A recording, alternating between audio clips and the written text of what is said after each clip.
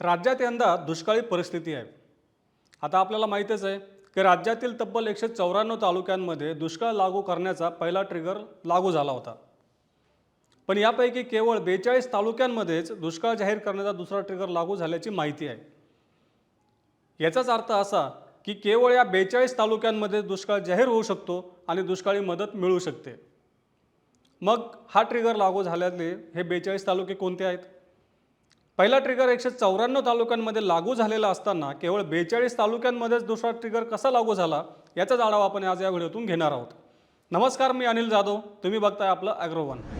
सर्वात आधी आपण दुष्काळ लागू करण्याचा दुसरा ट्रिगर नेमका कोणत्या 42 तालुक्यांमध्ये लागू पडला याची जिल्हानिहाय माहिती घेऊयात. यामध्ये पश्चिम महाराष्ट्रातील सर्वाधिक तालुक्यांचा समावेश आहे. पश्चिम महाराष्ट्रातील जिल्हानिहाय कोणते तालुके या यादीत आहेत ते पाहूयात. पुणे जिल्ह्यातील बारामती, दौंड, इंदापूर, मुळशी, पुरंदर, शिरूर आणि वेल्हा तालुक्याचा समावेश या यादीत असल्याचं सांगितलं जातं आहे. तर कोल्हापूर जिल्ह्यातील गडहिंग्लज आणि हातकणंगले, सांगली जिल्ह्यातील कडेगाव, खानापूर, विटा, मिरज आणि शिराळा तालुक्याचा समावेश असल्याचं सांगितलं जातं आहे. तर सातारा जिल्ह्यातील वाई आणि खंडाळा, तसंच सोलापूर जिल्ह्यातील बार्शी, करमाळा, म्हाडा, माळशिरस आणि सांगोला तालुक्याचा समावेश असल्याचं सांगितलं जातं आहे. पश्चिम महाराष्ट्रानंतर मराठवाड्यातील सर्वाधिक तालुके या दुष्काळ यादीत असल्याचं सांगितलं जातं आहे. मग मराठवाड्यातील नेमके कोणते तालुके या यादीत आहेत तेही पाहूयात.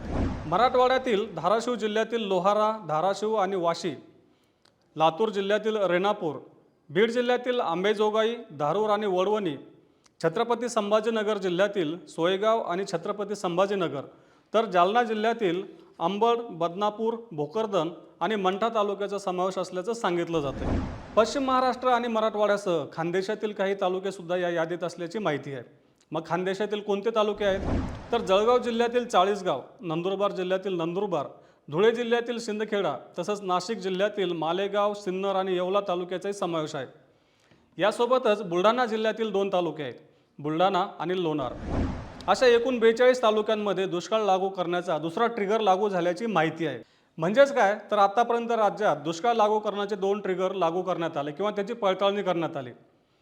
आता पहिल्या ट्रिगरमध्ये पावसाचं प्रमाण, पेरणीची स्थिती आणि पावसातील खंड, तसंच या तीनही घटकांचा आपल्या पिकांची परिस्थिती आणि जमिनीच्या ओलाव्यावर काय परिणाम होतो याची पडताळणी केली जाते आणि पहिला ट्रिगर लागू केला जातो.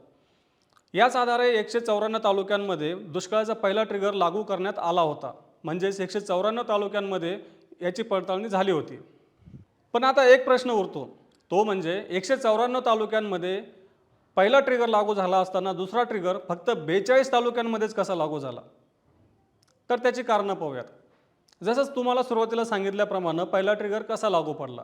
आता आपल्याला माहीतच आहे की यंदाच्या हंगामात अगदी सुरुवातीपासून पावसानं आपल्याला चांगलीच दडी दिली होती. 4ही महिन्यांमध्ये पाऊस पडला, पण तो कमी दिवसांमध्ये पडला. आता आपण पाहिलंच आहे की हवामान विभागानं सुद्धा सांगितलं की मान्सून हंगामामध्ये सरासरी एवढा पाऊस झाला, म्हणजे 94% पाऊस झाला. पण हा पाऊस अत्यंत कमी दिवसांमध्ये पडला होता. त्यातही सप्टेंबरच्या काळामध्ये काहीसा चांगला पाऊस झाला. आता पहिला ट्रिगर लागू झाला त्याला कारण असं होतं की सुरुवातीच्या काळामध्ये आपल्याकडे पिकांवर कमी पावसातील खंड याचा परिणाम जाणवतच होता. त्यामुळे जास्तीत जास्त तालुक्यांमध्ये पहिला ट्रिगर लागू पडला. पण दुसरा ट्रिगर काय आहे? तर दुसरा ट्रिगर आहे तो म्हणजे भूजल पातळीचा निर्देशांक. म्हणजेच आपल्या धरणांमध्ये किती पाणीसाठा आहे, आपली भूजल पातळी कशी आहे, तसंच पाण्याचं वितरण कसं होतं आहे, यावरून हा निर्देशांक ठरवला जातो. पडताळणी केली असता हा निर्देशांक म्हणजे हा ट्रिगर केवळ 42 तालुक्यांमध्ये लागू झाला. त्याचं महत्त्वाचं कारण म्हणजे शेवटच्या टप्प्यात पडलेला पाऊस. सप्टेंबरच्या काही दिवसांमध्ये आपल्याकडे चांगला पाऊस झाला होता. त्यामुळं काय झालं, एकतर जमिनीतील ओलावासुद्धा वाढला, धरणांची पाणी पातळीसुद्धा काही प्रमाणात वाढली होती आणि जमिनीतील पाणी पातळीसुद्धा वाढण्याला मदत झाली होती. त्यामुळे साहजिकच जास्तीत जास्त तालुके ह्या ट्रिगरमधून बाहेर पडले असं सांगितलं जातं आहे. थोडक्यात काय, तर फक्त 42 तालुक्यांमध्ये हा ट्रिगर लागू पडला. आता ज्या तालुक्यांमध्ये दुष्काळाचा हा दुसरा ट्रिगर लागू पडला आहे त्यांचे अंतिम अहवाल तयार करण्याचं काम सुरू आहे.